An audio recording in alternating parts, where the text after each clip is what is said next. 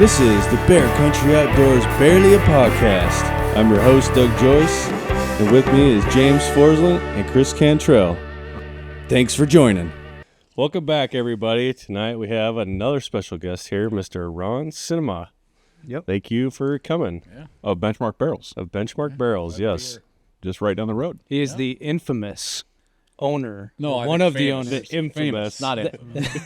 The other one's Come on, Jay. Oh, okay. The famous Barry's infamous. owner of Benchmark Barrels. Right. The local legend. Are the legends true? Yeah. Are the legends true? Well, anyway, Find out. If they're good, they're true. well, let's start off with some current events that have been going on here in the state. We had another commission meeting last weekend. It was March 14th and 15th? 14th, 15th, Anyway. and 16th, I believe. And you got to go to that? No, I didn't go to it. I did virtual. Oh, you did virtual. Yeah, so okay. I spoke during the Zoom during the meeting, and that was holy moly, dude. It's hard to watch it. So, like, I don't know if you've been paying attention to any of the current game commission stuff, but It's depressing. yeah, so they just had another round, and what's been on the table lately is they're talking about the possibility of eliminating part of the bear season that's current right now, which would be bringing it back from, I think, August 1st to September 1st for opener. Terrible idea. And then taking Yeah, it that from kinda a ruins 2-bear a everything. year limit to a 1-bear a year limit. And this is all based off of nothing, just Feelings. because we think that we need to do this. And so that was on the table. And then also they want to eliminate parts of the cougar season and kind of constrict that as well, which we all know cougars are busting out of the seams in Washington, and they never hit quotas in most of the units, and the quotas are too low to begin with, and no one hunts them anyway, so why no do one they hunts them. need So to they're restrict it? It doesn't make any you sense. know, listening to some of these whacked out anti-hunters talk about the reasoning for this is like they're saying, well, because of a study that was done, they're saying that cougar hunting, which we all know that there's not a lot of cougar hunters out there, Right. cougar hunting is having such a stressful impact on mountain lions that they are now, this is their reasoning, that they are forcing themselves into more rural areas and creating more human-wildlife conflicts between humans and mountain lions because of the amount of people that are hunting mountain lions. They're stressing them and forcing them to become this kind of Where did they like come up with this shit? this. It just lies. It's so dumb. It's the stupidest thing I've ever heard. There's a guy who made a study. I don't know who he's employed by. made some Probably shit Humane up or what? Society or something. And he came up with this study, and he's trying to like, Someone should have and so they're all grasping onto Someone that. should have pulled up that app and just like showing like all these recent attacks that have been going on. Oh, dude. And then they'll say, well, it's because of hunting that these attacks are happening. That's what they're trying to say. It's just crazy talk. Guess who's coming up with a study next week? Bear Country Outdoors just did a new study. New study showing that the people that are causing this are the ones that are actually the I problem. think everybody knows that it's the state. They want to eliminate hunters, basically. Oh, yeah. So they want plenty of predators so the predators can control the game, and they don't want hunters controlling the game. If they can get all of the predators to eliminate all of the ungulates off of the landscape, Absolutely. then they we're gonna eliminate the There's hunters. nothing left. Yeah. It's, I knew that was going to happen when they put the wolves deal, so I was like, they're not going to control any of it. They're just going to let it spread everywhere. Oh man, well, and it's out of control. that's one of the other things that was on the docket was them talking about for the 50th time in a row delisting, because the department keeps recommending we need to delist now. We need to delist now. The wolves in the Yes. Yeah. Because in the Northeast and the Blues and all these other places that they're becoming such a huge problem, they're just wiping out all these the animals moose and deer and elk herds are just suffering. And then their whole reasoning, and their migration's all thrown off too because they're all just getting pushed around. right, and they're forcing them all down in the valleys, and it's like everything's getting all messed up. And their reasoning for not doing it is that, well, the antis is because in the southwest region of Washington, there isn't established breeding packs. And so when I went on and talked on the Zoom meeting, there's so many issues that I could have used my 3 minutes, right? But I thought, why not say something about wolves? Because I haven't talked about wolves to the commission. And so I talked to him about, hey, dumbasses. Right. This is how we manage wildlife. We manage wildlife based on GMUs, regions. We don't go off, like if I said in the meeting, if we had a region in the state that didn't have black bears, say the Palouse Range in the wheat fields, would we then just say we don't have a bear season anymore because there's no bears in this one region, Right. and let the rest of the state go to pot? Yeah. Sounds about right. I mean, there's numbers that are just every year we're losing huge numbers up in the Northeast. Our moose population is declining like crazy. Hunting opportunities going away. Sure. And it's just a matter of time before it's just all just boom, gone. And there's also a lot of cattle ranchers over there too. So. Yeah, and that's the Super other pissed. thing. We're Yeah. paying out, hundreds of thousands of dollars a year depredation on cattle Yeah. because the government has to write them a check every time they confirm a wolf kill on a cattle. They know what they're doing. Yeah. It's just crazy. They totally do. It's systematic. They're just chip away, chip, and then all of a sudden, Man, it's getting, They know my blood It's so pressure. frustrating. Yeah. it is. We sit here, we talk about it all the time, but it's just like, You can rationalize it, but they know exactly what they're doing. Yeah. It's like, we're going to do what we want. They're just horrible freaking people. Let's say they are. They're all terrible the people. devil. once again, Yeah. Don't edit that part out. though. Jay, it's on repeat. I swear every episode. Yeah. it doesn't matter. But yeah, just listening to these antis talk, and honestly, I was surprised because it was about 50-50 at least the first day for antis talking versus pro hunters. Mm-hmm. And I honestly just think that hunters are just getting tired of this shit. Like we've been rallying for 3 years straight of trying to get people to show up at these meetings and talk, and it doesn't matter. It's just lip service for these commissioners. You can't beat crazy, dude. I mean, we still try because, we got to do something, and we just hope that eventually the tides turn and maybe we get a sane governor in there that doesn't want to destroy our state. And that perfectly ties into our gift, Douglas. Will you hold that up for the camera? Oh, Knock over Jeff's spear. So as special shirt. as most of you know, we're big fans of Sportsman's Alliance. Hey, I'm wearing that shirt right now. Yeah, James is wearing the shirt. It's an I Sued Lorna shirt that they had made up for our fundraiser that we did. And so we got one for Ron. Awesome. Thank you. And limited edition. Limited edition. Yeah. Play your cards right, I might sign it. We'll see. Cool. So yeah, we're all pushing back. We're putting our dollars, unfortunately, in the pockets of people who can sue them, because that's something we have to do right now. Well, I mean, it's what it's come down to. It's if you can't win by talking within reason to these people, and you can't win by politics, then what's next in line? You got to use litigation. Now here we go. So, Well, it's going to affect your business, Sure. Like if there's no hunters, they're already taking our guns away in the state. Yeah. Right. Oh, that's part of the plan. Yeah. Yeah. Yeah. I mean, a big part of our business is hunting guys. Yeah. They buy a lot of barrels. Yeah. You got the match shooters and whatnot and whatnot, but yeah, they're not gonna buy the amount of barrels that the hunters are. No. Not even close. No. Speaking of, Ron's here because we're very excited because we're teaming up with Benchmark, and Doug and James and I are going to have some sweet 300 PRCs yep. that old Cantrell Outdoors is going to build, aka me. That's what could do without you. And looking forward to it. So we're going to have some Arrow Precision is coming out with a long action, lightweight hunter action. So we're trying to stay local, right? Mm-hmm. And then we're going to have your carbon fiber barrels, and then we're still piecing the rest of the guns together, but pretty darn excited about it. We'll see what stocks we end up landing with. I know you guys make stocks as well, which we were talking about. Oh yeah. So And do you want to divulge any of this stock talk?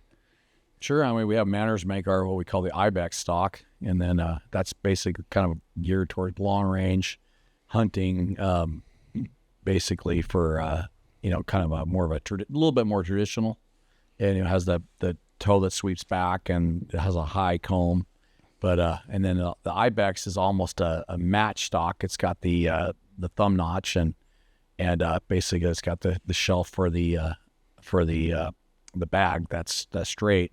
But that's the stock I prefer just because my shots kind of roll off my shoulder a little bit. But yeah, they're fantastic stocks for both. They're like a cross between you could competition shoot with it and you could hunt with it. Especially the Markhor stock is definitely a little bit more geared towards the crossover. The Ibex is definitely a little more geared towards the hunting, and in fact, that's what we used. Lucas used that on the Ibex hunt we did in Tajikistan, and then I used the Markhor. But yeah, they're both fantastic stock.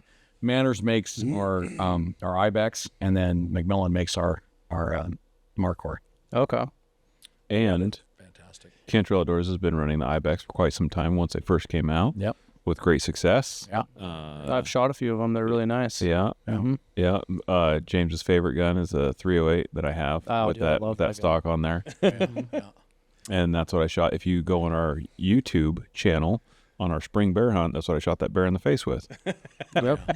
It worked quite well. Yeah. That's not politically correct. It was a little close, but Yeah.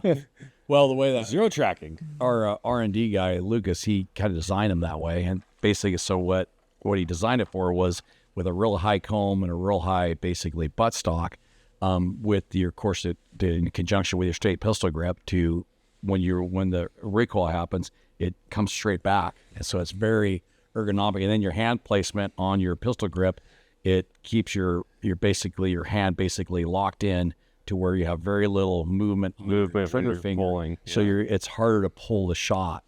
But it's a fantastic design how he designed that. I do like that design a lot better than the traditional style. Yeah. Well, you'll find that with ours, So you can actually squeeze without having You to can pull your shot off very easily just from your trigger finger. Oh yeah, 100%. Well, yeah, exactly. If you don't have your hand in the right place, but with our stocks, they're basically designed where your thumb basically kind of goes straight behind the rear tang screw. Yeah. Where a lot of them you'll see they have that thumb notch to the side while your hand's kind of in the wrong position. But with ours, they're set up almost like a target stock where it's when you put your hand in behind and you get that leverage off your palm.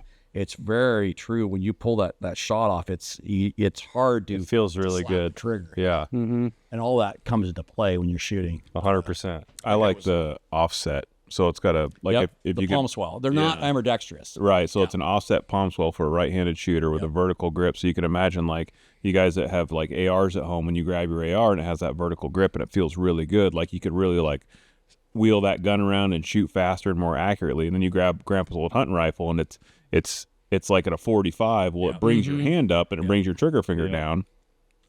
And then you got to bring that back up, and it's just it's a more unnatural position, I would say. So, And for snap shooting, that's fine. Yeah. But when you're laying down prone or you try to hit something, like even if you're off of a tripod or whatever, and then your hand is pulling back like that, it's much harder to get a good trigger, a nice solid trigger. consistent. It's hard to get it consistent. Or like a press. Yeah, 100%. Yeah. Yeah, you really notice that after you've gone and shoot, our stocks are stocks that are similar to that, and then you go to a more conventional, it's like, oh my gosh, this is weird. You're twisting your wrists and everything's a little strange. That's how I felt after I shot that 308. I'm a little bit nervous because I feel like after I get used to shooting nice guns, I'm just gonna be like, grab my old hunting rifles, and be like, this is garbage. I'm not gonna lie, it changed. It's big time because I grabbed my old Remington 700 that I started out with. This is Right. factory gun, and I'm like, because I started to preface this whole story. I started using Benchmark stuff 13 years ago when I opened the shop, right? So it's tried and true. And then you kind of see it like evolve. And I remember coming into your shop when you guys were first developing that stock, and it looked like hammered dog shit. I mean, it was like, it looked like putty was on it. We were working it. Yeah. And I was like, what is that? You gotta start somewhere, Chris. Yeah. And I remember you guys saying, It like, looks clean now. I forgot. Someone says like, "Oh, that. Don't touch it. That's Ron stock." I'm like, "Okay, I'm not gonna touch it." But like, what is going on? Like, we're gonna come with our own stocks. I'm like, good luck with that. Looks pretty rough, Yeah. Oh yeah. And now you have these beautiful carbon fiber, like, really, really, really dude, nice. they are really nice. Yeah, the Ibex look good. When he first came out, I was like, man, you can't improve upon this. And then he did the Markhor, and I was like, this is even more my style. Right. But yeah, they're fantastic. I mean, those things, you get behind them and you start shooting them, and you're like, wow. Then literally what I did, like for my Ibex hunt, I took a Pre-64 because I'm a big Pre-64 fan. Okay. So nobody will inlet the stocks that I have made. McMillan won't inlet for him, and Manners won't inlet for him. So I was like, okay, send me a blank, and I'll inlet it myself. So I inletted the whole thing myself, just trying to get it perfect. And it obviously I can't sell it as a stock to the public because I'm doing my own inlet job, so it doesn't look perfect. perfect. Right. But the ergonomics are so flipping good on that. I just love that. That's my favorite rifle. And I got an MTU carbon on there and with the 195 with the 28 Nosler, and it just freaking hammers. And that when I shot that Ibex, I literally seen the shot hit at 600. Your Pre-64 is a 28 Nosler? Yeah. No way. It was a 300 H&H, so I had to do a little rail work to it and whatnot to get it to feed properly. But what I did is, because obviously the stock is set up for Remedy clones, and it works well also with the Tikas, D3s. So what I did is I knew the bottom metal wouldn't fit quite right, so I did a blind magazine. So I put pillars in it and special screws and everything, and then I actually used a steel trigger guard. But I can show it to you. The thing is beautiful, and it's just my favorite rifle. That's awesome. It just hammers. I just a good buddy of mine. So we're getting ready to go to Africa in September. Oh yeah. And so he's buying a bunch of guns, and he bought like 7 Pre-64s in the last month. Matt Russell. Okay. Dude, just going bonkers with the Pre-64s. And I was like, you know what? I think I got a Pre-64 in the shop, because the guy was just in it. He's like, oh, you want to trade? And I'm like, no, I don't think so.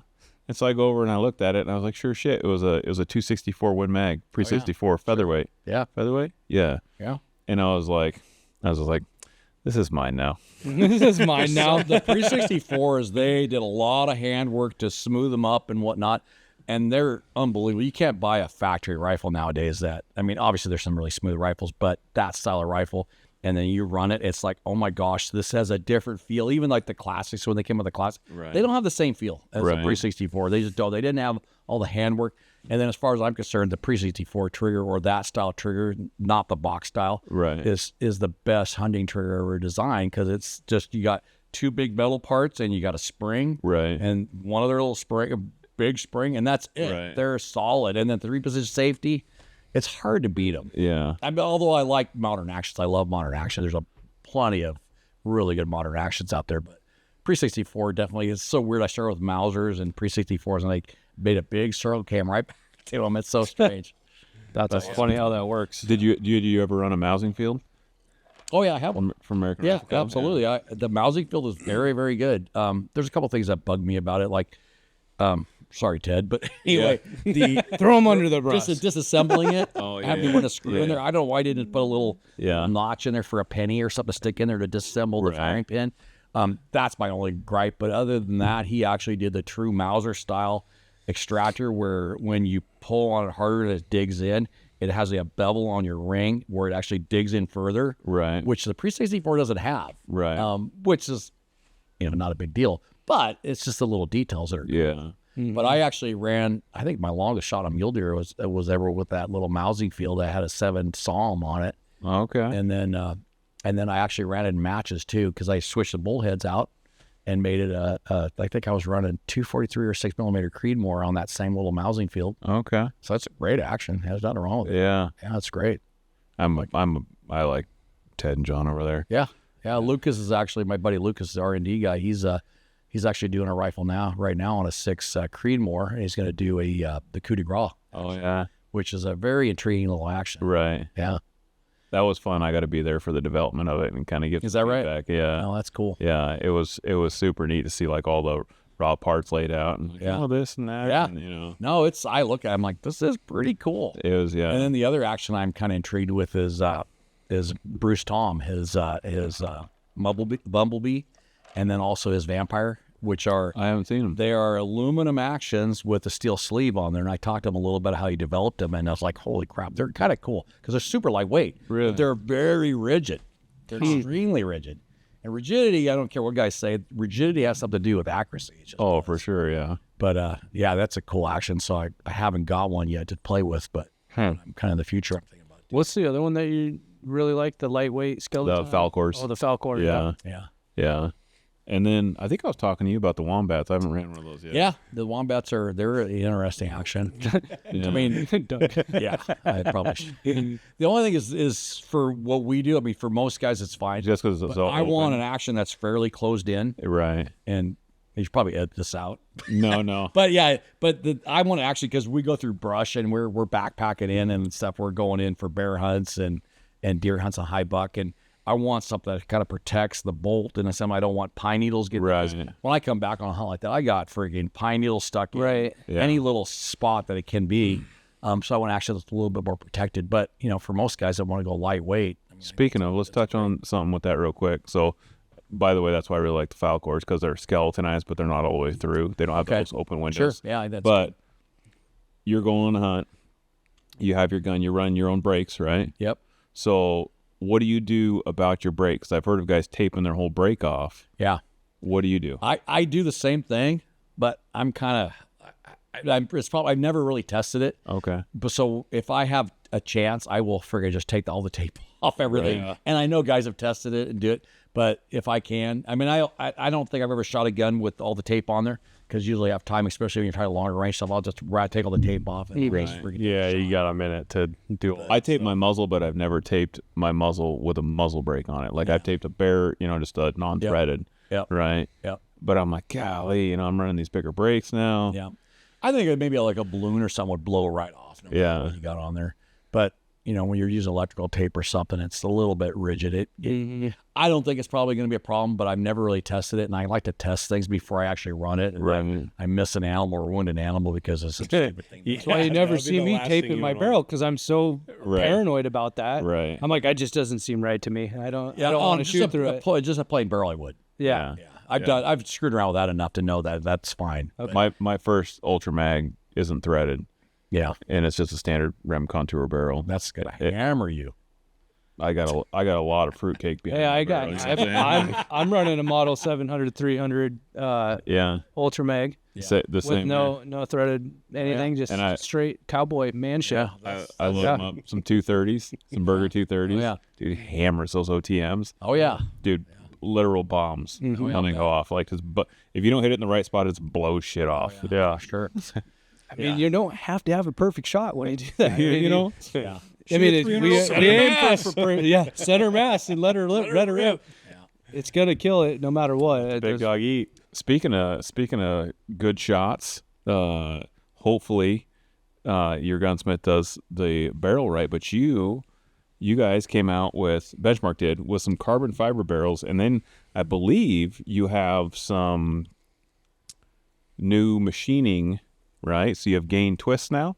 Well, our cut rifle machines are designed to either CNC, so I can do whatever. I can do down to the fourth decimal, whatever. And honestly, when I cut every barrel, I always say if a guy wants an 8 twist, I start at 8.1, and I always finish just a little under because they're going to cut a little off the end of the barrel, so it finishes at 8. Okay. And a little bit of gain twist. The reason I do that is because years ago there was a bench rush shooter and a gunsmith. I think his name was Manning or Manley or something or other. And actually, he did all this testing. He had set all these world records and whatnot, and won all these matches. And he did this testing. He made this ingenious twist rate tester, basically with a rod and a tube, where had basically a micrometer on there where you could push it through a barrel, and it had basically 2 little wafers that were like 3 or 4 inches apart. Right. And he could tell by pushing it through where the twist, if it's slowed up or it's slowed up or sped up or stayed the same. And he figured out that the only barrels that were capable of setting world records were barrels that had either a flat, dead twist rate or had a slight gain to them. If they had any kind of stutter where they slowed down or stopped or they did anything weird, they would not. You're disrupting that. And then with our button barrels, we always did basically just a straight pull, with our buttons. But with a cut, I was like, okay, I'm always going to do a very slight gain. And in fact, like I said, I mentioned before that my Australian distributor, he just got a hold of me this morning and said that they're doing the first parts of the World Palma in South Africa, and they won the individual world champion, the junior, and the senior, at all won shooting our barrels there. And That's tomorrow awesome. they're going to shoot the team, and they're going to see what they're going to do. But I think it was last year they did the same thing. They pretty much had a clean, basically Clean sweep. sweep of everything. Crazy. But so they did well. So on your carbon fiber barrels, are you doing what do you, are those both of those button and? We only do cut, Okay. except for when you're starting to talk down to 20 caliber or 22s. So no more button. Yeah, not on the carbons. Okay. The carbons are, except for the 22s and the 20s. Okay. They're all cut except for the 22s and the. I remember back in the day going in the shed Yeah. and watching guys pull buttons, and I was like, this is so freaking cool. Yeah. Right. Yeah. And you're just splicing metal there, but the reason is the cut rifling, it leaves just a very slightly rougher finish, and even lapping, it doesn't quite get it quite as smooth. So you're basically, a lot of the match shooters that would use our cuts and our buttons, they say it takes maybe 10 to 20 more shots to like break them into where they're settled down. But the thing is, the 22s basically we do 224s actually. We just don't do 20s and 22 rimfires. But they're just a little bit too rough in the cuts to break in quick enough where they feel comfortable with them. So we always do the 20s and the plus cut rifling 20s is a pain in the butt. Right. But I do 224 cuts on up. So They work really well. we're going to get some 30 cal tubes, Yep. and we're going to turn them into 300 PRCs, and they're going to be the carbon fiber cut. So realistically, how many rounds do we need to run through to break it in? What would be your break-in process? I would, it just depends on the gun. I mean, every gun's different. Every barrel's slightly different. But we see anywhere from, I normally see around 150 rounds where I get a speed up. Okay. And that's not necessarily break-in. That's actually break-in where the barrel stops fouling. That's kind of what I consider break-in. But there's also a point where the barrel speeds up. Right. That could be anywhere from 120 to 220 rounds. Right. Boy. So that just, and every barrel's slightly different, but that's kind of the norm. Is I see 150 rounds usually I get my speed up, and then I'll do a little bit more load development to make sure that I'm in the node. That's a pro tip for you guys out there who are doing load development. When you get your brand new gun.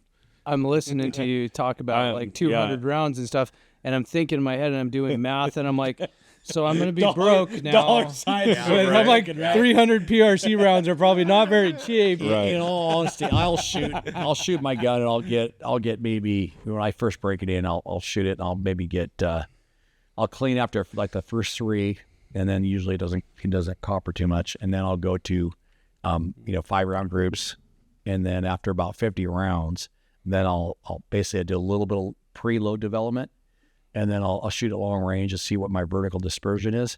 And then once I get about 150 rounds through it, I'll check it again to see basically you're in the node. I don't know if not everybody's got to know about the node testing, but you can either do it with velocity through your chronograph, or you can do it.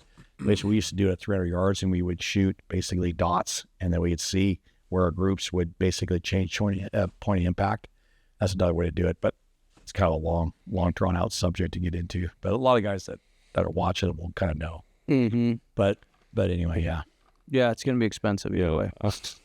I'm definitely trying to learn as we go. It doesn't really matter if you're shooting out to 400 yards or so. That's not a big deal. But when you start talking longer ranges, all that stuff comes into play. Well, for me personally, like if I could shoot 700 yards consistently, that's far enough for me, because I don't really need to go past that. And honestly, 700 yards is what I kind of consider the the kind of the baseline of long range shooting. That if a guy that has spent the time and has shot his rifle and understands his rifle, a 700 yard shot in non-windy conditions, non-switchy. Even you could be in a canyon, though, it could be really can fool you. Yeah. The window is what screws you with shooting. But 700 yard shot is usually, for a guy that can dope the wind decently, is usually a pretty good shot to take. That's going to be fairly, the percentage are going to be pretty high of a hit. Mm-hmm. But it's not for guys that aren't shooting a lot and kind of understand the wind. Yeah, definitely need practice. Yeah. Yeah, a lot of guys just think no matter what. Yeah, they watch a TV show and they see guys. I can do that. Yeah. 9,000 yards, but the wind is your nemesis. The drops is all. And once you get your gun dialed in and you get your gun, your speeds and your velocities all kind of squared away, the math on the vertical is no big deal. And that's screwed. You talk to like the tactical shooters, the match shooters, which we also do. That's always screwed. You're not usually missing, unless you got updrafts or downdrafts. You're not usually missing, up or down. Up or down, left or right. Yep, almost always. And this is going to make me sound like an idiot, does heat and cold play a big Sure, but that has to do with density altitude. You have your little, you can even have a cheap, Brunton little weather station. It'll tell you your density altitude, and a lot of the ballistic apps will you can basically you can dial in for that. You can basically put that in. So what we do is what we used to do. You always used to the what do you call it? The different density altitudes. So we would have. I usually do like a 0, a 2,000, a 4,000, 6,000, 8,000. So on. Yeah. And then we'd look at our Brunton or our Kestrel or whatever. It's like, the DA is 1,000 feet. So I just pick which one I think is I'm going to go with. If it's warming up in the day, I'm probably going to go with the higher one. If it's early in the morning, I'll probably just figure whatever. It's going to be so close, you're not going to miss most targets.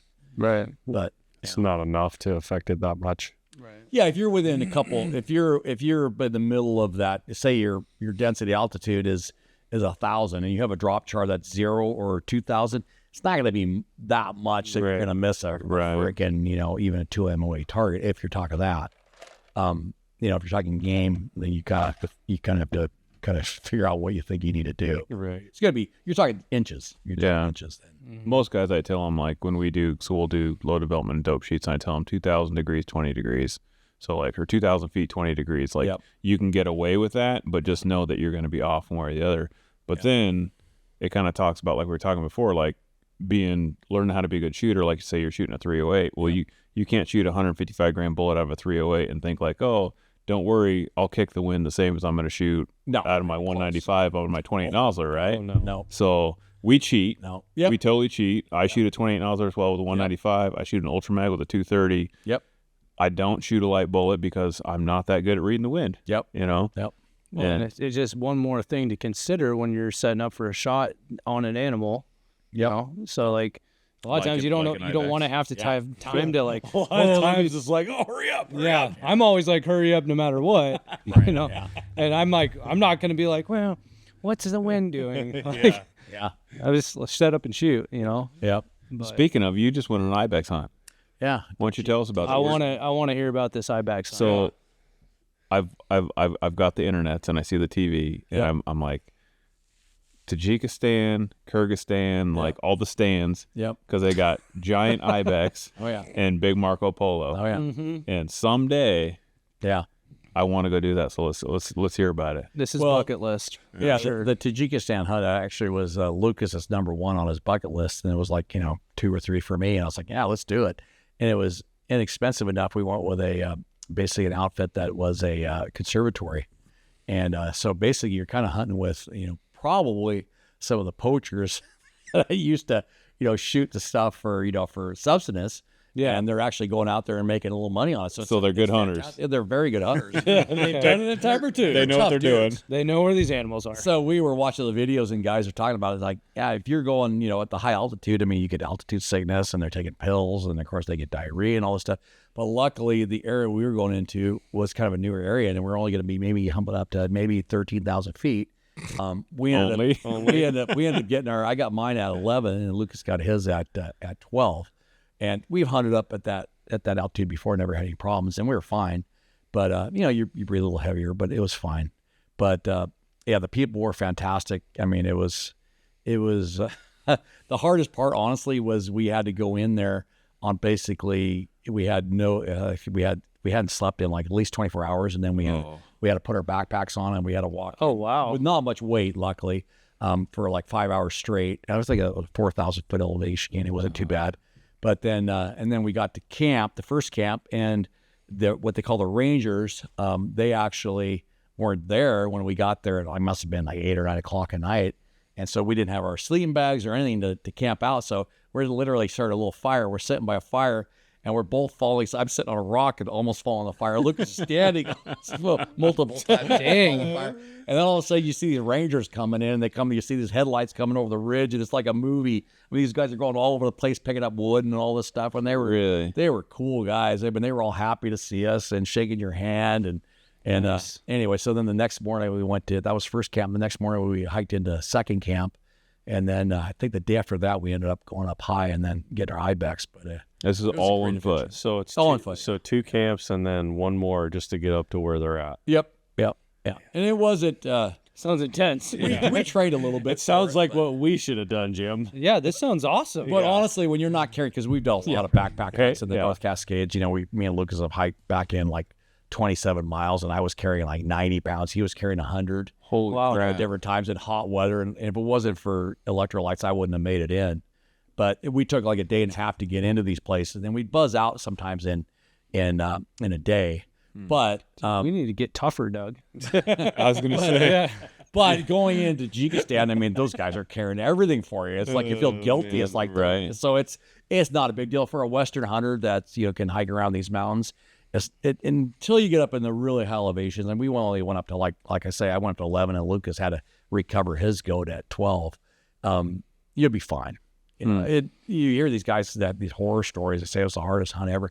I mean, it wasn't for us. Not to say that it is Could be something different. Yeah. hunt, Right. but it was very doable for especially for Western hunters that are actually backpack hunters and whatnot. Right. Because when you don't have 80 or 90 pounds on your back, it's it's a huge relief. Right. They had a donkey that come in, and then we had to go across this rickety bridge. I'm not kidding you. It was just held together by driftwood. It's super cool. I'm walking across. I was filming Lucas, and I was like like, one of I'm going to those turn my camera. I'm cartoon down with a bridges. hole under the rail. What am I on the movie The Goonies or what? Right? Oh my God. And then another Where's the booby trap? Where's the booby trap? a little car.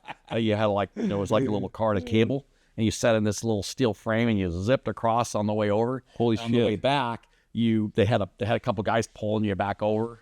It was a great adventure. You don't have did you put a video of this together? Yeah, I got a little video. We're gonna have to put it a little. You got to put it on the internet, man. Yeah. It was a fun time. Benchmark YouTube. Yeah. Keep an eye out for. Yeah. Yeah, no, it was a great trip. I mean, I recommend anybody to. That sounds awesome. My backs on it because it's definitely doable. The guys, like I said, the rangers, they help you. I mean, it's almost like you feel guilty because they want to carry everything. Oh no, Right. you don't carry that. Yeah. You don't pick up firewood. You don't do it. It's like Right. we They did. come up and pack your animal out for Oh you yeah, too. yeah, they do. Yeah, so it was pretty. It was pretty sweet. I've only been on one other guided hunt, and that was in Alberta with an outfitter, and we were driving around pickup trucks finding big bucks. And that's of course pretty easy, but No, that's the ibex. That sounds awesome too. It was cool just because of the. Right. Yeah, no, it was fun. It was a good time. But it was cool just because of the different culture and, Yeah. and the people. It's an you adventure. meet. It's an absolute adventure. You haven't been to South Africa? No, I never been. to Oh South- my gosh. See, that's why I'm kind of holding out for when I get a little older. Dude, I'm there, buddy. Obviously, look behind I me. know it's You've cool. already been there. What are you talking about? It's I'm going there with my dad in September. He's turned 71, and it's that hunt though. Like you feel guilty, like Yeah. because here, What are you gonna do? what am I gonna do? Yeah. What are you gonna hunt? Yeah. Oh, And what are you gonna shoot it with? well, funny story. I'm gonna be using my brand new Benchmark Barrel 300 PRC, and I'm gonna shoot hopefully a record book crocodile. So I'm going Yeah, that's awesome. for big. Like I told the guy, I was like, he's like, oh, we got 12 footers and 13 footers, and I'm like, don't waste my time, bro. You're like, I want Lake Placid on my wall. 100%. I was I want like, to see you spear that sucker. dude, I'm gonna go out there with my pocket knife. You know, I'm so Stab right in excited. the eyes. I was like, I want a giant croc, Yeah, that'd be cool. and then I'm gonna shoot a hippo too. That was sweet. So yeah, we're gonna double up, do the water deal. That's cool. It's gonna be super fun. I think we're going up like on the Mozambique border, I guess, Oh yeah. and Man eaters. yeah. So who knows? You might have some world records at the shooting competition. Oh, yeah. You might have a world record crocodile on your That's all good. on your books too. So we'll see. I'm super excited. Yeah. Yeah, it's gonna be huge. Well, either way, whether it's a world record or not, it's going to be a world record. I think it would be funny. I think it would be funny if Chris shoots an alligator and a hippo in the same pond. Yeah. And it wouldn't surprise me either. Be like, oh, there's a hippo over there. Boom. Well, look, This that alligator or that crocodile tried to get That's it the tried to get problem my with South hippo Africa. after I shot it. Is that right? I had no choice. Yeah, it's a target rich Oh environment. yeah. Yeah. And it's like the last time I went for like I've told this story multiple times, but long story short, I went there for like 8 animals. Yep. Plane got delayed. I was a couple days late, so I thought, oh, maybe I'll shoot 4 or 5. Maybe I don't know how many I'll shoot. Yep. A couple. I shot 29. Oh wow. Yeah. Holy cow. And he was in debt for the next 20 years. As the rappers say, I went ham. And then how long later? Oh my gosh. A 53-foot trailer showed up. With Yeah. taxidermy on it. Because I got all the gotcha. taxidermy done there. They got him good. They're like, this guy's going to be a good paycheck. I got They're just dangling a bait out there. I got 19 life-size animals. Holy cow. Yeah, and the guy was the problem is the guy one was awesome. Yeah. So again, his shawl, it's Rosedale Safaris, and here's the problem. He owns a taxidermy studio, right? Oh, yeah. And so he's like, "Oh yeah, we can life size that, no problem," And I was like, I don't know. And he's like, "Well, Did if you ask him how much? oh, yeah. Like there was a couple times where we're like negotiating, Yeah, like in the field. I'm like, I don't know. He's like, cut the trophy feet of this. That's funny. And then I did that. Just wanted to rack up the dollars. I'll give you a dude. good deal. You shoot more animals. Yeah, That's and he did. where the platinum credit card got maxed out. It was a great time. That's cool. And I shot a ton of animals. Super happy with the taxidermy. It was just it's a super fun time. But you feel that way because you're like, I'm used to doing the work here, right? Sure. Like, Oh, yeah. I skin it. Yep. I quarter it, I pack it out, like Yep. that's my job. Yep. And you go there. Put in the effort to find the animals. Dude, I'm going to feel way too weird doing this kind of stuff if we're going to be doing guided hunts. And they all drink Coca-Cola over there, right? Never Yep. had let Like someone regular else Coca-Cola. Yeah. in my And so they give you a white bread sandwich and a Coca-Cola, and you stand there like an asshole and watch all these guys do this work, and you're standing. I know. in the You shit. feel bad. Oh, I feel terrible. Oh, they had basically tables set out for us to eat, and we're the only ones eating. It's like, well, you feel kind of guilty. Oh, terrible. Yeah. Yeah, and then of course, when we shot the goats and whatnot, they're pulling down the mountain, they're skinning them. It's like you come out of there. It was a great hunt and stuff. Right. But I felt kind of guilty because I didn't Right. do what we normally do. Yeah. When we go to the North Cascades or wherever, I mean, a lot of times we're in there for days and we don't shoot anything, we don't see anything, or we see something we pass up, and I'm kind of used to that. And then going there and then the third day, shooting something, I was like, that apple went awful fast. Right. It's just like, it's weird, yeah. Yeah. It's I don't know if I actually like it. I actually kind of used to grinding away for days and days. Right. It's definitely all different. the work and everything. It's just weird going on a guided trip. Not that there's anything wrong with it. It's just it's just when you're used to a certain way of doing everything yourself. It's a little, Yeah, it's definitely harder in the U.S. A lot of things to hunt. We did a bear hunt, and that was like my first, besides Africa, that was my first guided trip. Yeah. And I had a terrible hard time like not doing everything. Yeah. And then I didn't do everything, and everything turned out shit. And then we went on another guided hunt, Yeah. and we weren't going to let that happen again. And I stayed up. I was at midnight, and I'm up. Like Doug and I went on a bear hunt.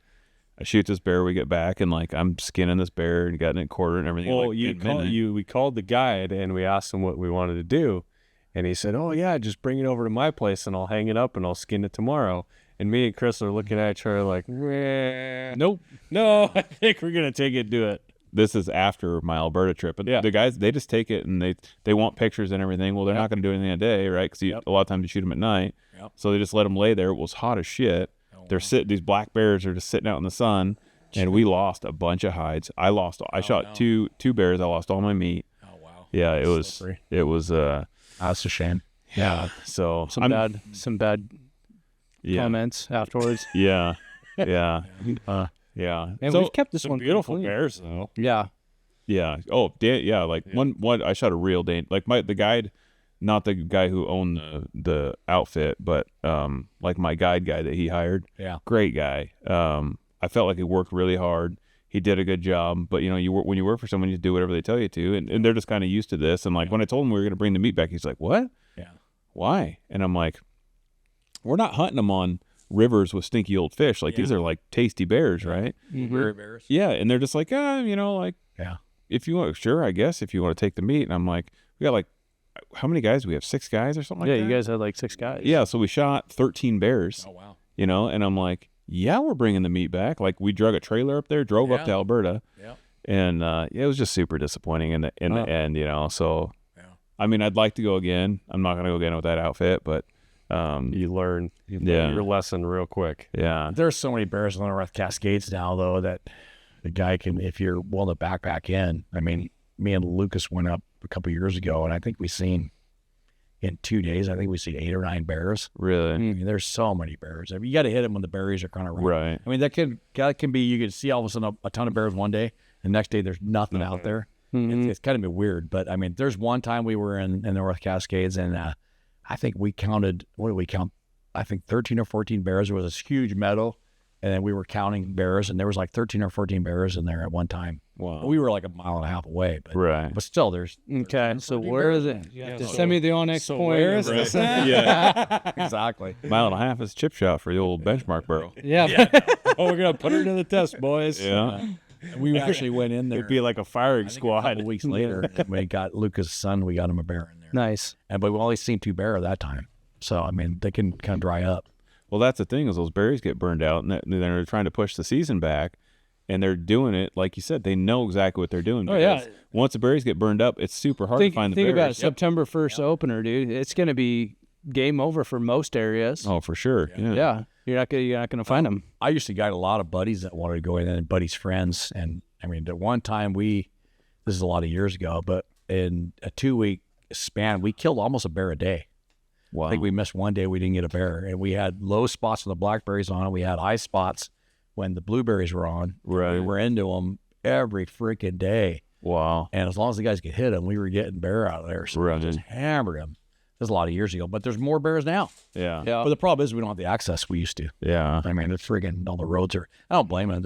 A lot of the log companies, people go there and vandalize their stuff and stuff. But anyway, yeah. Other people's kids. Well, and the whole permit system and stuff like that, like making people buy permits and Sure. Yeah. stuff for timber company property. Yeah. I bought some Moorehouser keys, you know, Yeah. because I'm just like, Yeah, I just did that want one some year. access. Yeah. Yep. You know, Yep. and I did it a couple years in a row. Some of it was good, some of it was bad. You know, I went archery hunting down like on the coast and shot a Roosevelt with my bow. Oh, yeah. And it was fun. You know, it's that wonky bull that I got hanging in the gun shop. It's got a, classic Weyerhaeuser That was antler sticking out in the that was face the of it. beginning. The beginning of the hoof rod era. Right. But I think it's gonna turn into more than just Weyerhaeuser. Oh yeah, Just like seeing- well, I mean, Hancock was already starting to go down that road of the permit stuff, and Well, not just that. I'm just saying for whatever they're doing, and that's creating all of this disease. oh yeah, that's a whole nother podcast topic of the hoof rot and all that. And I That's have probably- a lot of that's- theories. Yeah, I- that's a shame. I feel like a lot of reasons why they're like closing the gates and trying to keep people out is because of what they're What's doing. going? Yeah, I 100% agree. Because I ran across We're gonna- it this year. We're gonna have a whole topic of hoof rot on a different podcast. It's because like you see these areas that are papered off with these signs that say herbicide active in this area. What does that really mean? even here, around the tree farm and stuff. Yeah. Like when we'd hike into areas, you'd walk in one day and there'd be notices all over, no human traffic through this area on these dates because of so and so pesticide. Bad for breathing. And then what does that mean for the But animals then that they are out don't. there? But they douse the animals with it. Sure. Yeah. So and, it's and then the other thing is like they spray all these new clear cuts with that stuff, yeah. and that's what draws deer in. Is a lot of the new Man, clear we could go cuts. down a whole. rabbit We hole. really can because I have firsthand saw it this year. Yeah, dude, I've seen stuff change over the years with the timber company lands that, like that hoof rot thing alone, it could be one of the biggest, if not the biggest, most controversial thing that's. So what do they ever say happened that in the causes state. hoof rot? They don't. know They we don't. I don't know. had If our they, I don't know if dairy they cows can 30 really. years I don't know if they can really tie. So anything to it. they say they don't know. That's their theory is they don't know. But there's been studies done, and then there's Bacteria? never. Is it a fungus? What is it? They don't know. Oh. They don't know. What has been said by multiple groups and by people that have done their own studies and stuff like that is that a lot of the pesticide stuff that they put on to keep, underbrush down and stuff when they do new cuts, they say it all gets washed down into the watersheds, right? Yeah. And so there's a higher density of that pesticide down in the watersheds and down in the valleys and stuff Yep. where they winter. Yep. So then all those elk congregate down in those watersheds in the wintering season. Yep. And then that somehow I'm not sure. I mean, this is all speculation, right? Yeah. Yeah, this is all just. But I feel like there's some meat to it. Yeah. Well, I know like the dairy cows, we didn't have it hoof rot for crap when I used to dairy years ago.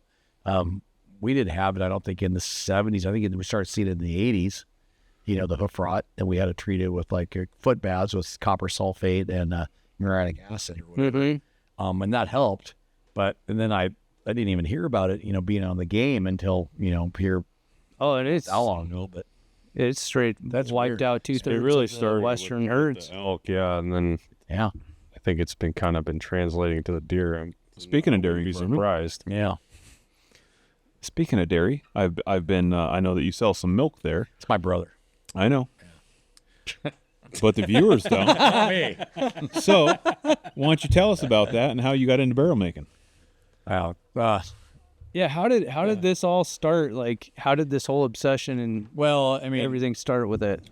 I grew up on a dairy. My dad dairied for years, and then basically I was always a gun nut. And I started reloading like shotgun shells when I was like 11 years old. I drove out to old Fox there in the Fox hardware store in Marysville. If you guys remember that? Yeah. And I was 12 years old. I pulled there with the Arl station wagon, and the guy looks at me. He's like, "Are your parents still here down here?" Like, "Yeah. You told me to come down here and buy a shotgun shell reloader." And he's like, well, "Okay." So he showed me the shotgun shell Mech 600 or whatever it was, and so I got the gear and I started reloading them. And then I was 14, and then I had an uncle that was a big game hunter up in the BC, and he lived in Canada. I got a lot of relatives in Canada, and then he started talking about big game rifles, all this stuff. So I thought, I want to start learning how to reload center fire rifles and pistols. So I got myself a 308 lever action Browning and then a 357 Magnum, I think it was. I started reloading, I think when I was 14 or 15. I used to have to have my parents drive me up to Kessler, and I was like, I've been doing this right. Do I got pressure? Right. So I started learning how to do that. And then we, of course, we dairied for a lot of years. And then after dairying, I went into construction. And then after that, I actually went to work for a gun company in Arlington. It used to be called Arnold Arms. That was back 2000. I miss Arnold Arms. Yep. So I went there for a while, and then I thought, okay, well, I need to. It basically just whatever was going on there. I thought, well, I need to go out and make some money because I wasn't making very much money working there. So I went back to construction, and then I started doing some gunsmithing on the side. And then one of the main gunsmiths at Arnold Arms, I was buddies with him, so we started building little rifles in there while I was doing other stuff. And then there was a barrel manufacturer in Wyoming that I was buying a few barrels from, so I went and visited him. And then I said, "Hey, if you ever think about selling equipment, let me know." So he kind of was like he might. So then I just started bugging him like crazy. Right. And so I got a bunch of equipment. I bought some equipment from him and started button barrels back in I think 2020 or 2002. And then right after I was in button barrels, like a year or two after, I wanted to do cut barrels, of course. Right. But we just didn't have any money to. So we just worked our way along and set a lot of world records, and especially in rimfire, which are harder barrels to make. And then we started getting a name, and everybody was like, "Oh, they're making center fires." Well, we always made center fires. It's just that nobody knew us for center fire barrels. Right. So anyway, we figured out how to make good rimfire barrels that I think we set like close to 60 world records in rimfire. Holy crap. And then lead records, all kind of stuff. But anyway, then here in the last, I think in 2016, I started working on getting the cut rifling up and going. And then we kind of foreseen the carbon thing where it was going. So I was like, okay, I wasn't a fan of carbon barrels, but there were certain things about them I didn't like. And so when we started working on ours, we came up with ways to kind of fix the problems that we've seen with carbons. And not all carbons. I mean, you just see the way they manufacture them. Sometimes you get a little bit of stress in them. So we basically came up with a way to make them where we have a 20-point patent on it, and we just don't get the stress that a lot of their carbon barrels get, and it's due to our manufacturing on them. Which, if you're on the YouTubes, I have two right here, and it looks like it's a light Sendero and then a normal Sendero contour. So like if you had a really expensive car with a carbon fiber hood, this is what they look like. It looks like, because there's different looks to them, right? Yep, right. Yep, there is. Because there's they're spun and wrapped, right? Yep, there's different ways to do them. We do it different. We don't spin the carbon on them. We do a different method that basically so we can ensure that they're stress free.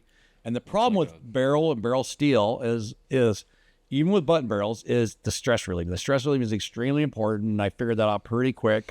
What does that mean? Stress relief in your steel, when you basically do anything to it, even like something like threading chamber, you get a little stress in the steel. Yeah. And then when you do a stress relief, you're basically realigning the molecules. So you're taking the stress out of it. And there's ways to do it. There's actually you can do it through heat. You can do it through cryo, and there's actually like a peening process where they can just like you could tap the steel for a long time, and then they'll literally eventually kind of realign the molecules. There's a lot to it, but we actually do cryogenic treating and heat stress relief. And on the buns, when we first started, all we did was heat stress, and we did 2 different heat stress reliefs. We stress relieve with heat before we do any machining, and then we stress relieve after buttoning. And the reason we do that before is because when you get it from the mill, they say they do 2 stress reliefs. So I got steel, and the guys at the steel mill are saying, you don't need a stress relief. These barrels are fine. So I would get some barrels in, and I thought, okay, I'm going to try this because I was warned not to do that. Always stress relief. Yeah. So when I got the steel in, I thought, okay, I'm going to try this. So I'm not going to stress relieve it. I'm just going to, button rifles them and then turn them. Well, almost every one that we did after not stress relief, they started going crooked on me. And then when I went back to heat stress, they stay straight. I was like, okay, that's a big deal. You got to do a heat stress. Then with the cryo, we actually do a cryo stress relief on the button barrels now also. We've been doing that for like the last 4 years. That is just another ensurement of basically the stress. And we do that after they're basically the turned and whatnot. On a cut barrel, you can leave out 1 heat stress. We do a heat stress before we do any machining on them. And then we do we do a cryo after that. Because when you pull a button through a barrel, you're displacing metal. Right. So after you displace that metal, you need to stress relieve it.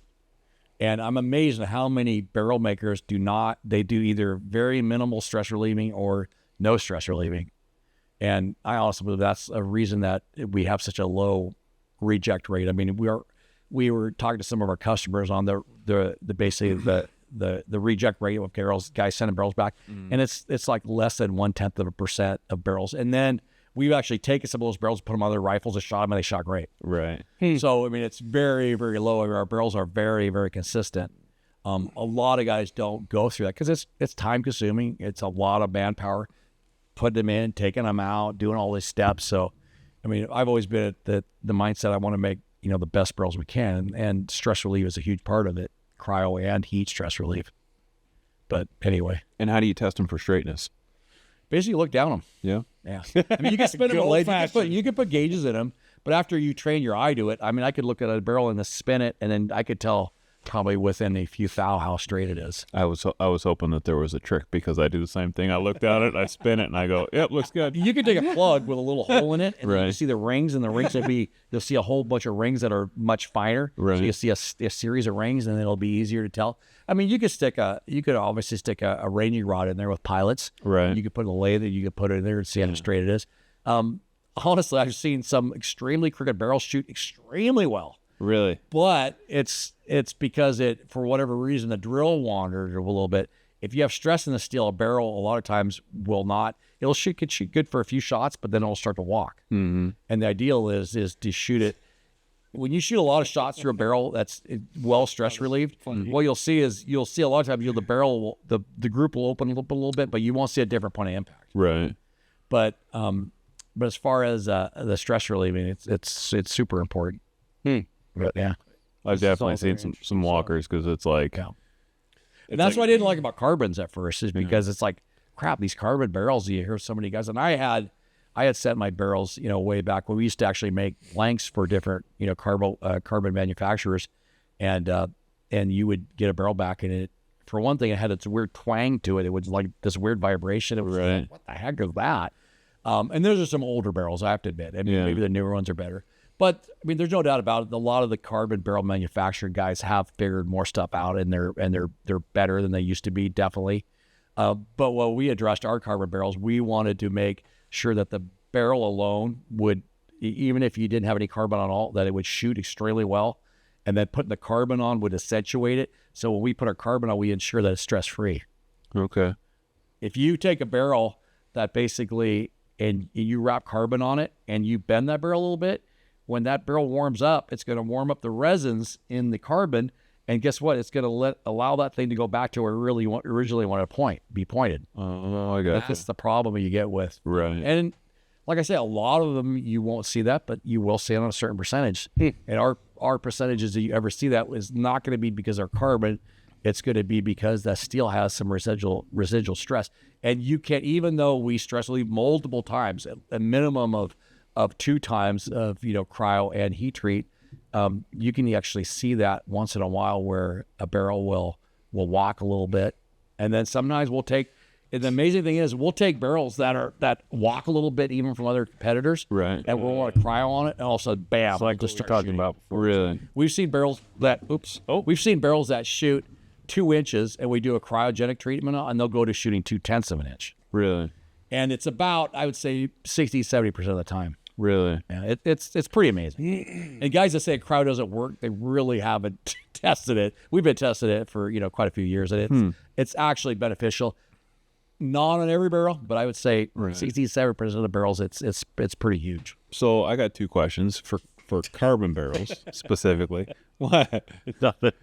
So Me and James are over like, I have no idea what so I get a lot of questions in the shop, obviously, like carbon versus steel. Yep.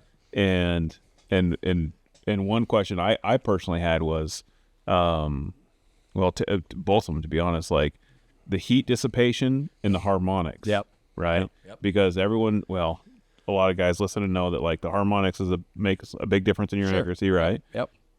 Which way your barrel's ending up if you got the sharp dips or the big long swoopy ones, right? Yep. And then when you start ripping rounds, which most guys aren't doing in these big guns, but at the same time, like say for instance, I'm shooting a match where it's like bang, bang, bang, bang, bang, bang, and next thing you know, this thing heats up. Yep. And I've heard through the internets, which is always true, that the carbon dissipates better than the heat, or dissipates the heat better than the steel. It does. But it's kind of a double-edged sword because when you have less steel under the barrel. Right. And then, like I say, the problem with some of the carbon barrels over the years has been you're dissipating the heat, but you're still warming up the carbon. Right. And if you get any kind of if the carbon induced any stress, so say you have a perfect piece of steel. Okay. And it's a thin piece of steel, and you basically wrap it and you bend it a little bit. That you took a perfect piece of steel, you made it imperfect by bending it a little bit, right. Carbon on it. But if you could put the carbon on there and not bend it, and basically it adds a little rigidity to the steel, that's great. Then you've actually improved upon it. But for most match shooting, you're running bigger barrels. You're running, MTUs. I mean, the lightest barrels I ever ran in matches were like Remington Senderos, and they're pretty rigid. They're very much an accuracy barrel. Okay. As far as you could shoot, I had barrels that were shooting, 1/10 of an inch groups. I mean, quarter easy. So as far as the carbon is concerned, the carbon is good, but nobody's going to use it in matches. Really? Because they're too light. Because of the weight, yeah. That's a lot of it. And they're expensive. They're double the price of a standard barrel. Right. And you want the weight when you're shooting batches. You don't want that light barrel. You don't want that. And another thing is you don't want that mirage coming off that barrel. It comes off fast, but you don't want that when you're shooting a match. You're shooting, a lot of times they're 10 to 12 round strings you're shooting in tactical matches. You don't want that heat coming off there. So there's no real advantage on a tactical shoot unless you're shooting like the NRL Hunter. There is some of our guys that are shooting, our heavier barrels, our MTU carbons, which are still very light, and they're extremely rigid for their weight. And what's the contour difference between like an MTU and a bull? MT and a bull, I'm not sure. I'm not sure. Or as far as like if we're talking contours, like talk about straight taper, or like a straight taper. Like, because you got the Sendero, which if someone has a bull barrel, it's a MTU Sendero. is like 1.250 inch, and then it tapers down to about 950, 960 at the muzzle, depending on the length of your muzzle. So it's just under an inch. Okay. The MTU is, actually what I use on my Tajikistan rifle, because honestly, it only weighs about if you had a full still barrel that was like a 4.5 without fluting, it weighs about a 4.5. And you go, but it has a rigidity much, much higher than a 4.5. Okay. But most guys, 99% of the barrels we sell in carbon are Sendero light. Really? Yep. Because they're kind of the combination of accuracy and still being very lightweight. Right. Yeah, I'd say 95% of the barrels we sell are Sendero Depends on what you want to use it for. Yeah. Right. And they're great. I mean, yeah, I've got a couple of my hunting rifles that got Senderos and Sendero lights on them, and they're fantastic.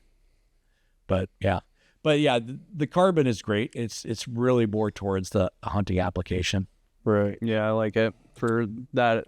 I think That weight aspect. 100%. I think we're going Sendero contour is what I'm guessing, and we're gonna do some 22s and 24s is what I'm thinking. Oh yeah. Yeah. If you were worried, if you were going to shoot longer strings, obviously, which for a hunt gun you're not, then I would recommend the MTU, or you're shooting a really big boomer, Right. like the $28 or 195s. I wanted rigidity. I wanted a little more weight because the 28 nozzler has a lot of recoil, even with I think my gun's 11. I mean, which is not super heavy. I like accuracy, but I also like carrying a lighter rifle. Right. So 100%. Yeah.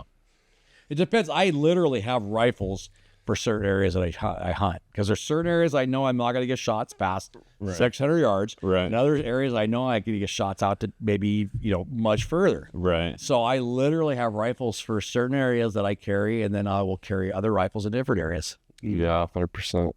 After a while of doing this, and then shooting matches I have shot matches for 14 years, you really start to understand the shooting and what you're capable of, and what you need to be accurate and be successful in certain areas and certain parameters you're shooting. Oh, you're probably a hell of a lot better shot than I am. Well, I mean, it just comes Coming from a couple of goal boys. Yeah. I mean, we've shot, like I said, matches for years and years. Yeah. And we sponsor some amazing shooters like Nick Gandarazi, Jake Vibert, Jake Millard, and Corset Piper, and those guys are all fantastic. They shoot literally tens of thousands of rounds a year. Right. I mean, the most I ever shot during a match season was, I think, maybe 8,000 I would love to do rounds. that. Yeah. Right. And that's my a lot wallet of rounds. probably That's would. Yeah. boring. Like, this is too much. Listen, we're not doing that unless we get ammo sponsors. Right. Yeah. Lots are. Speaking of, so you shot a lot of matches. Bjorn, who was just on, we always ask him like, "Oh, why don't you tell us an interesting story? Like, what's your best match story?" Yeah. A match story? You can throw anyone under the bus. You can change names. Doesn't matter. Yeah, I don't know. I have to think about this. There is definitely a couple axes to ride, but they're my buddies. Right. So I don't want to really go there. But yeah, no, I mean, the matches are fun. I mean, you're always going to go to a match, and there's going to be matches where you basically, you got robbed a little bit of points here or there, or it's a little political, but you just got to blow it off. You go there for fun, and you just don't make a big deal, because it's a fun time. You can't take it too seriously. I mean, obviously there's guys that take it very seriously because they're spending tens of thousands of dollars on it every year.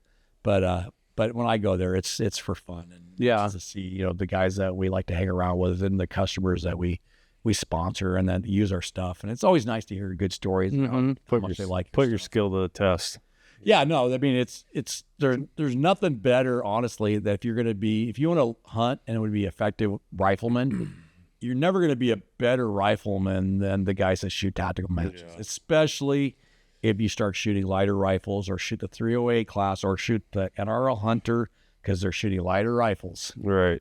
You're going to learn how to get behind that rifle right. You're going to be able to self-diagnose what you're doing wrong. I like the idea of shooting the 308.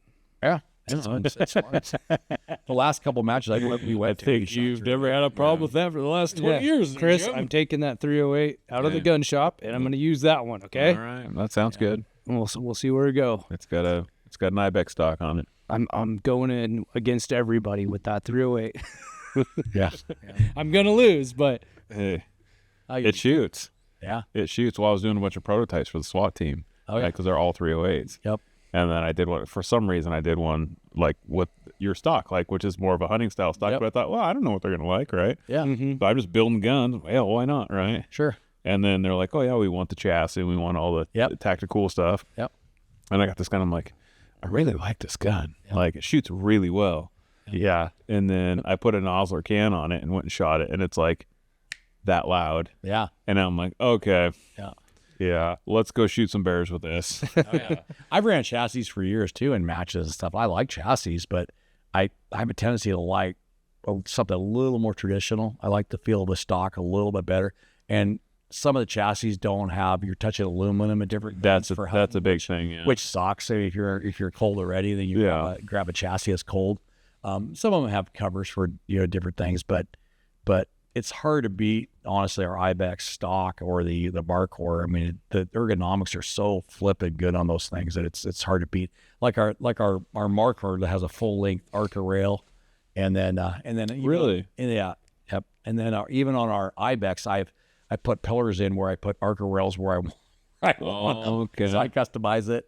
All right. Like for coyote hunting. Yeah, Good to know. Good to In know. the truck, I got a 223 Tika, and I got that little short Arca rail back there, so I could, if you're hunting at night or whatever, you can put that on there and balance it on there. But it works really well. We'll take some pictures post show and put them on the Insta so you guys can see. But Yeah. it's I mean, I've ran them. I haven't ran your Markor obviously, but I've ran. I mean, we're just in the gun shop. I probably have 7 or 8 Ibexes in there right now. Yeah. And The Marker, I think you really like. I mean, because the grip is a little bit. It's very good for guys with even smaller hands, but like a big guy like you, it's a little more grip. It allows you to come down on it, so you can get straightened up to that turtle pole. I mean, guys that have really big hands, they really like that Markor. But yeah, I'm excited. I'm excited to check it out. Yes, very excited.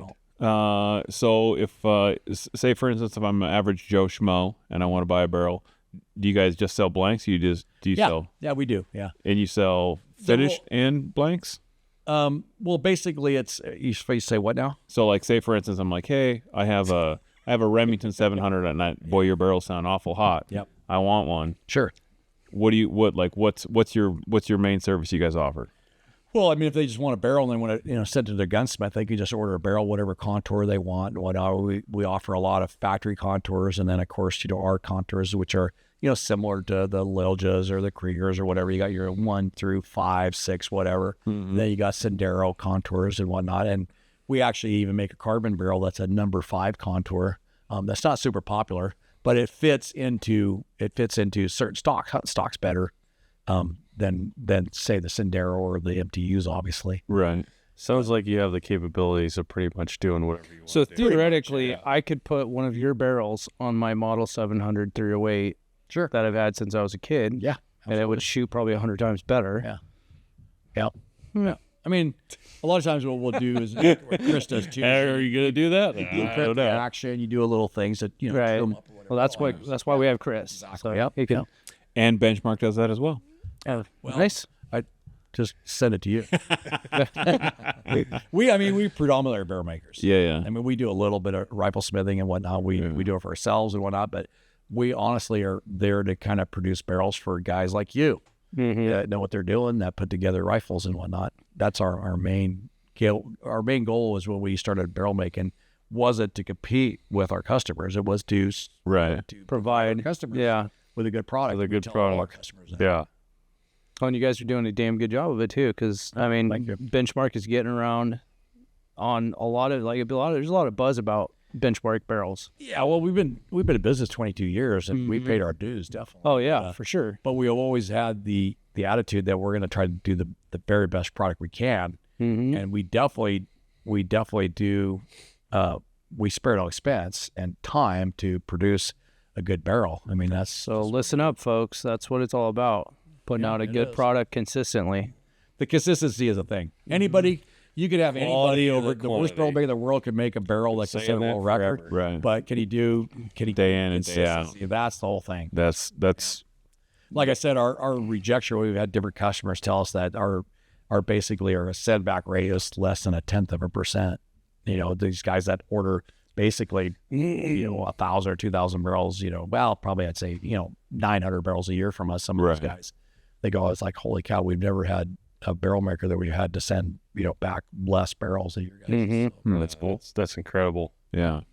that's good. That's cool that you're pumping that much out locally here, just in Arlington, Washington. I'm a big fan of that. Yeah, Yeah. thanks. Is it considered Arlington or Savannah? Arlington still. Okay.